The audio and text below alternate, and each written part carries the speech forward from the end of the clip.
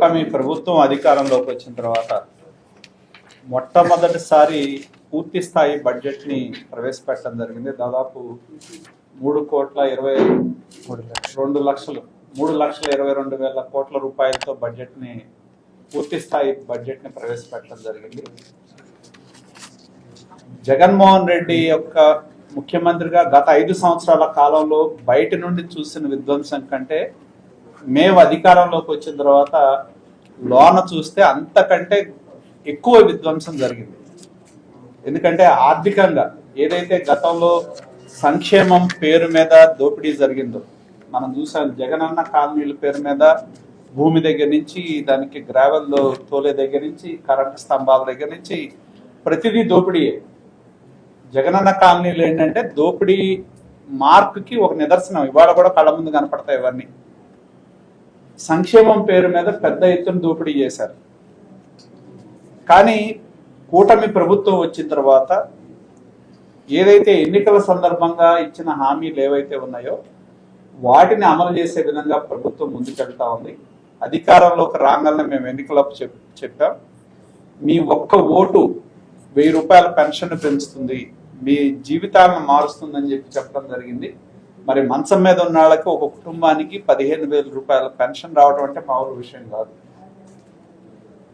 ఒక్క ఓటుతో కూటమి ప్రభుత్వం వచ్చిన తర్వాత పెన్షన్ని పూర్తి స్థాయిలో పెంచడం జరిగింది. అదేవిధంగా ఎన్నికల హామీల్లో అమల్లో భాగంగా ఈ పూర్తి స్థాయి బడ్జెట్లో 2 అంశాలు ప్రధానంగా పెట్టారు. రైతులకి రైతు భరోసా కింద 20,000 రూపాయలు ఇవ్వాలని చెప్పి, అలాగే తల్లికి వందనం పేరుతో రేపు మే నుండి, ఎందుకంటే అటు రైతులకు కానీ స్కూల్స్ కానీ జూన్ నుండి మొదలవుతాయి వ్యవసాయ పనులు కాబట్టి ఈ 2 పథకాలు మే నెల నుండి ప్రారంభించాలని ఎన్నికల హామీల అమల్లో భాగంగా ఈ బడ్జెట్లో దానికి కేటాయింపులు చేయడం జరిగింది.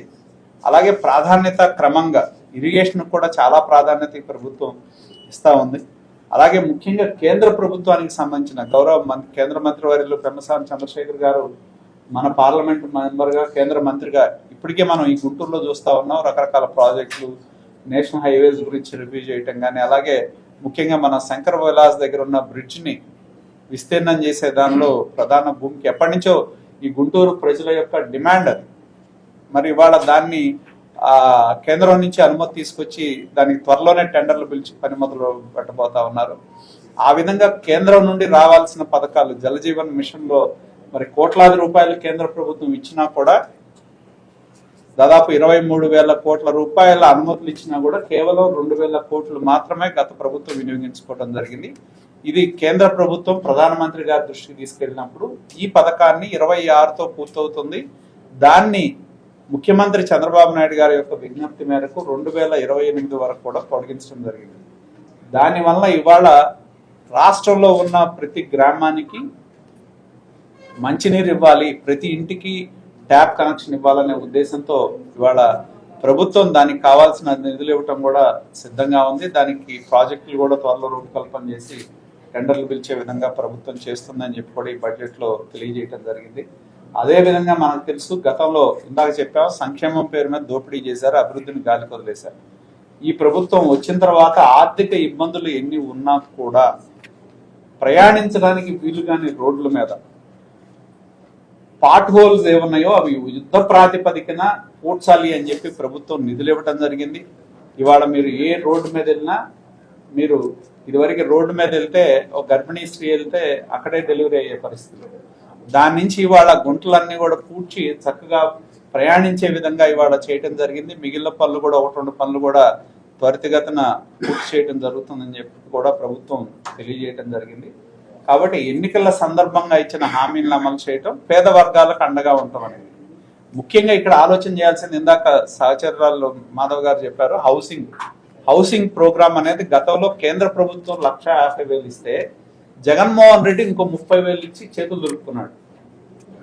కానీ ఈ ప్రభుత్వం అలా కాకుండా కేంద్రం ఇచ్చే 1,50,000తో పాటు అదనంగా 1,00,000 రూపాయలు రాష్ట్ర ప్రభుత్వం భరించడం, అలాగే ఎవరైతే ఎస్సీ బీసీ వర్గాలు ఎవరైతే ఉన్నారో వారికి అదనంగా 50,000 రూపాయలు ఇవ్వాలని చెప్పి నిర్ణయం చేయటం, ఎస్టీ వర్గాల వారికి 75,000 ఇవ్వాలని నిర్ణయం చేయటం వల్ల పేదవాడు పెరిగిన ధరలకు అనుగుణంగా ఇల్లు కట్టుకునే అవకాశం ఈ ప్రభుత్వం ప్రతి ఒక్కరికి ఇల్లు ఇవ్వాలి, ప్రధానమంత్రి ఆవాస్ యోజన కిందనే ఒక నిర్ణయాన్ని కూడా ప్రభుత్వం తీసుకోవడం జరిగింది. దానికి అనుగుణంగా కూడా ప్రభుత్వం త్వరలో ప్రతి ఒక్కరికి ఇల్లు ఇచ్చే విధంగా ఇప్పటికే ఎన్యూమరేషన్ జరుగుతూ ఉంది, అన్ని జరుగుతూ ఉన్నాయి.